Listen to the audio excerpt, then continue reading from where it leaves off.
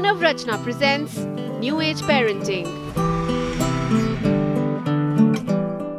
Hello and a very warm welcome to New Age Parenting. Today we'll be talking about teenage relationships. We all want our children to be safe and comfortable. Parents fear when the child wants to get into a relationship, not only because we feel that we'll lose our child to someone else, but also as an adult we understand that every commitment, every relationship demands time, energy and focus. And as a parent, we understand that child is not mature enough to understand these vows and these commitments. On the other hand, the age of the child also matters because this is a time when the child can get physical, which can be very complicated. On the other hand, a lot of parents think that their child cannot get into a relationship because he or she is too young. But what is the reality of today's children? Let's get a glimpse. Teenage relationships, or to say preteen relationships, are a reality in most of the children's life today. Invariably, a child, before he or she turns 13, they have been through one or a couple of relationships. A relationship which blossoms either because of mutual attraction or peer pressure. The boy or girl proposes, hangs around with each other, feels the love, excitement rush, exchange gifts, sneak classes, hold hands, and when it starts getting suffocating, or the child gets caught by the parents, one of them dumps the other, goes through heartbreak, goes through pain, but again start looking for the adrenaline rush and feeling of commitment, and hence another relationship. In Soul Searching today, we have two special guests. We have two Gitikas. We have Mrs. Gitika Mehrotra, who is the parent of two young children, and we have Gitika, who is a student of class 11th Manav Rachna School. A very warm welcome to both of you. Thank you.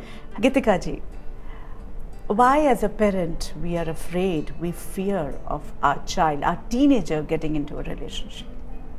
What I personally feel is it's maybe they will indulge into it physically, or maybe they will get hurt somewhere, or it will become too traumatic for them, or they will diverge from their goals or aims in life.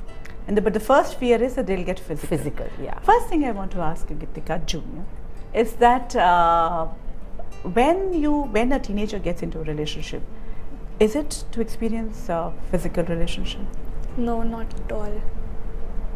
We get into a relationship, then it is just sheer liking. Then later on gets the physical part. What happens to the social status of the children, of the couple who are in the relationship?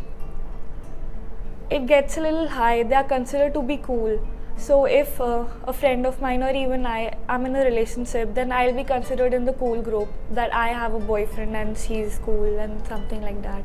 And what happens to their social life once they are in a relationship? The social life is totally spoiled. You cannot hang out with your friends, your parents, you spend less time with them, your siblings, and it's all. When is the time when the parent comes to know about it, that my child can be in a relationship? By 7th or 8th grade, they are aware, because the children start, they start hiding things from them. They are on phone. The moment, they will not, mothers come in and they bang down the phone, that they don't want them to listen to her. That is the time when, you should sit and talk with your children. But what usually happens when the mother is able to feel that the child is hiding, has started hiding? What is her first reaction and how does she actually intervene? She gets, she gets inquisitive. We get inquisitive. We want to know, what are you? You must be something wrong. They are hiding it because they are doing something wrong. Why I just react and I clam up or I create fear? It is maybe we have a feeling of losing our children to someone else, which we cannot take, or maybe we think that they are too immature to take a right decision at that age. We feel that they will take a decision which is not right for them. They will, and at a young 7th or 8th grader, we want them to be more focused on studies rather than falling back onto all these emotional things. For Mothers, it's like you're wasting your time thinking about a girl. Study more. But being in a relationship and thinking about someone doesn't mean that you spend all your time on that. When you're studying, you can actually study and forget about that. Even if the child is getting attracted and we fear, why do we stop them from meeting? I would want if my son, who is a young fellow in 10th grade, he is in a relationship at present, and I don't mind him speaking to her. It is a long distance, you can say, but they speak to each other, but yeah, it should not hinder with the other things that he has to do. But it's not the same with everyone. Yeah. They react in a different way for girls than for boys. Because there are more They fears. put more limitations in everything. Because there are more fears. Fears, they This is fear. what I would like to know, that what are the fears? Is it that you don't have faith in your daughter, faith in your child? Or is it that, what makes you actually restrict your child?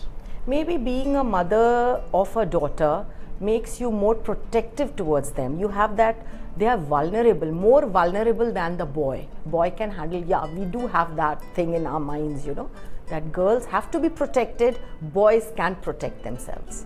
So maybe we have that Maybe fear. physically, but Yeah, how about emotionally? Emotionally, yes. Yes. How about emotionally? Aren't boys as vulnerable as girls are? They are, but then we do not think that way, What causes the dumping or rejections or breaks? If my friend has a better girlfriend or a better boyfriend, then surely he'll want a better one. So therefore, this is a reason they'll reject you. Better means better looking, academically better, culturally better. What better? Basically, it's better looking these days. How does the dumping happens? You just say that I'm not with you anymore. What happens? What are the real words? Because they can have everlasting impact on the other person. This is what I want to ask. They can have an everlasting impact on the other person, but the other person does not think that way. He just speaks his heart that I don't want to be with you. Okay, finish, done. And what happens when somebody dumps you, somebody rejects you, or there's a heartbreak? It has a very serious impact on his life, his studies, everything goes haywire. He's not able to concentrate, get back to his normal life. He gets too much of frustration, anger into his life, and he's not able to interact properly with his parents, friends. What is the role of a parent at this time? Firstly, most of them don't even know about it, that their kid is in a relationship, because we don't tell them, basically because we think they won't understand. So they don't know about it, so how are they gonna react and guide us through the way? So the main thing is they should get a more open so that we can tell them the things. And how much time it takes after dumping or heartbreak to get into another relationship? You crave for it.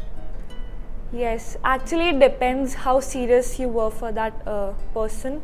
If it was like normal, then it doesn't matter if he has even dumped. You will get into another one the next day if you want. Or if it is a very serious one, it takes too long to get into that. How many kids you've seen in your class who are in relationships? Almost all of them, except some, like 90% are. And parents are not even aware. No, because that is what the thing is. They don't understand, they're not that open. That is why we have problems with them. Where are we failing as a parent, Ansil? We really need to know. We should have discussions with our children, open-hearted, not arguments, it is discussions. We should listen to them, understand them, and at times, I feel, the children should also understand us, because we are basically not trying to harm them, we are trying to show them the correct path.